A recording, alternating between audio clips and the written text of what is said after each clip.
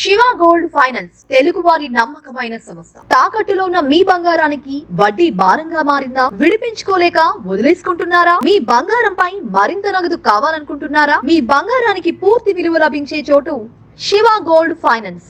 మీ బంగారు నగలు తాకట్టులో ఉన్నాయా? అయితే ఇప్పుడే 2 తెలుగు రాష్ట్రాల్లో ఎక్కడ ఉన్నా వెంటనే సంప్రదించండి. శివ గోల్డ్ ఫైనాన్స్ వారిచే బ్యాంకులలో కానీ మరియు ఏ ఇతర ప్రైవేట్ సంస్థల్లో కానీ తాకట్టులో ఉన్న మీ బంగారాన్ని విడిపించి ఈ రోజు ఉన్న మార్కెట్ ధర ప్రకారం కొని నగదు వెంటనే ఇవ్వబడుతుంది. పూర్తి వివరాలకు సంప్రదించండి శివ గోల్డ్ ఫైనాన్స్.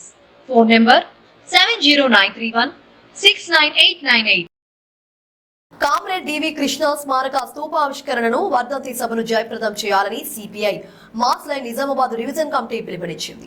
ఈ మేరకు నగరంలోని యూనియన్ కార్యాలయంలో సిపిఐ మాస్ లైన్ జిల్లా కార్యదర్శి వనమాల కృష్ణ మాట్లాడుతూ కామ్రేడ్ డివి కృష్ణ పార్టీ రాష్ట్ర సెక్రటేరియట్ సభ్యునిగా, రాష్ట్ర కార్యదర్శిగా, కేంద్ర కమిటీ సభ్యునిగా సుదీర్ఘకాలం పనిచేశారని, ఐఎఫ్టియు ఆల్ ఇండియా ప్రధాన కార్యదర్శిగా, బీడీ వర్కర్స్ యూనియన్ రాష్ట్ర అధ్యక్షునిగా పనిచేశారన్నారు. 50 వసంతాల విప్లవ జీవితమంతా విప్లవోద్యమం నిర్మించడానికి చివరిదాకా కామ్రేడ్ డాక్టర్ వి కృష్ణ చేసిన కృషికి గుర్తుగా ఆయన స్మారక స్తూపాన్ని నిర్మించాలని పార్టీ నిర్ణయించిందన్నారు. ఈ కార్యక్రమానికి అతిథిగా పార్టీ ఆల్ ఇండియా కార్యదర్శి ప్రదీప్ సింగ్ ఠాగూర్, రాష్ట్ర కార్యదర్శి పోటు రంగారావు, రాష్ట్ర సెక్రటేరియట్ సభ్యులు కేజీ రామచందర్, కె రమ తదితరులు మరియు వివిధ రాష్ట్రాలు, జిల్లాల నుండి ముఖ్య నాయకులు వస్తున్నారన్నారు. జిల్లాలోని కార్మికులు, కర్షకులు, విప్లవ అభిమానులు హాజరై జయప్రదం చేయాలని ఈ సందర్భంగా ఆయన పిలుపునిచ్చారు. భారత విప్లవోద్యమ నాయకుడు, శ్రామిక వర్గ యోధుడు, సిపిఐఎంఎల్ ప్రజాపంత రాష్ట్ర కార్యదర్శి కామ్రేడ్ డివి కృష్ణ గారు మరణించి 2 సంవత్సరాలు అవుతుంది. ఈ సందర్భంగా 2వ వర్ధంతి సభ జరపబోతున్నటువంటి సందర్భంగా ఆయన స్మారక స్తూపాన్ని నిర్మించడం జరిగింది.